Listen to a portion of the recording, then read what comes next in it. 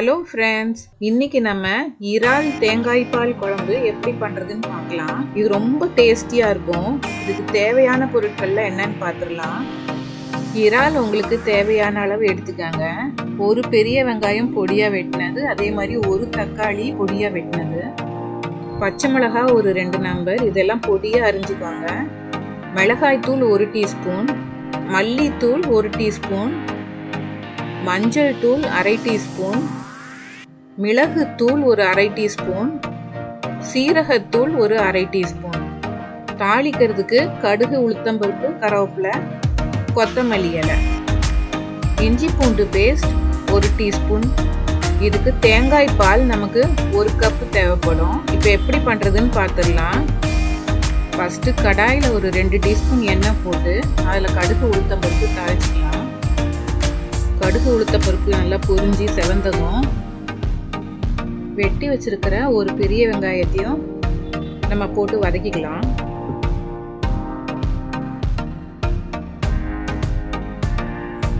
வெங்காயம் நல்லா வதங்கி வந்ததும் இஞ்சி பூண்டு பேஸ்ட் 1 டீஸ்பூன் போட்டு கூட சேர்த்து வதக்கிக்கலாம்.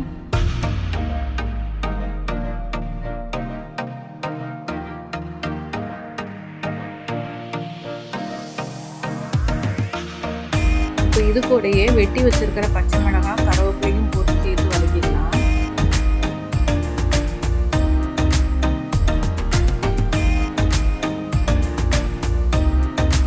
அதே மாதிரி வெட்டி வச்சிருக்கிற ஒரு தக்காளியையும் போட்டு வதக்கிக்கலாம்.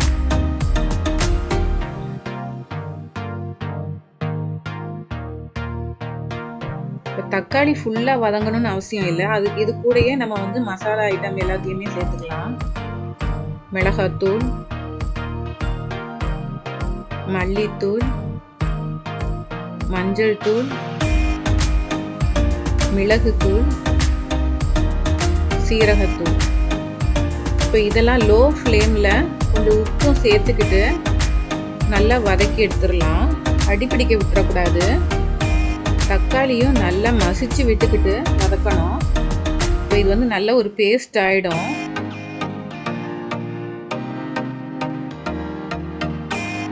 இப்போ இது கூட கொஞ்சம் தேவையான அளவு தண்ணி ஊற்றி ஒரு 10 நிமிஷம் நல்லா மூடி போட்டு கொதிக்க வச்சிடலாம். அப்போ மசாலாவோட பச்சை வாடையெல்லாம் போயிடும்.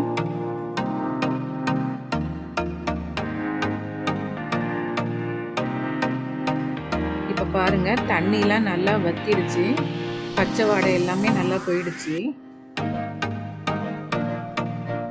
இப்போ இது கூட நம்ம க்ளீன் பண்ணி வச்சிருக்கிற எறாவெல்லாம் சேர்த்துக்கலாம். எறா ஒரு 7 நிமிஷம் இல்லை 8 நிமிஷத்துல நல்லா வெந்துடும். அதுக்கு மேலே வேக வைக்கக்கூடாது, ரப்பரி ஆகிடும். இப்போ எறால இருந்தே நீர் விடும்.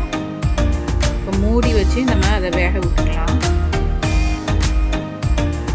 பாருங்க, நல்லா தண்ணி விட்டு வெந்துருச்சு. இப்போ இந்த ஸ்டேஜில் நீங்கள் உப்பு டேஸ்ட் பார்த்துக்கோங்க.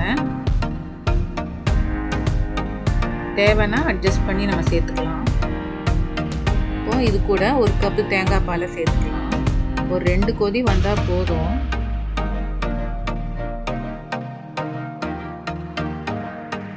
பாருங்க, நல்லா கொதிச்சிருச்சு.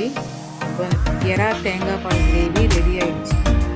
இப்போ கடைசியாக கொத்தமல்லி தழை தூவி இறக்க வேண்டியது தான்.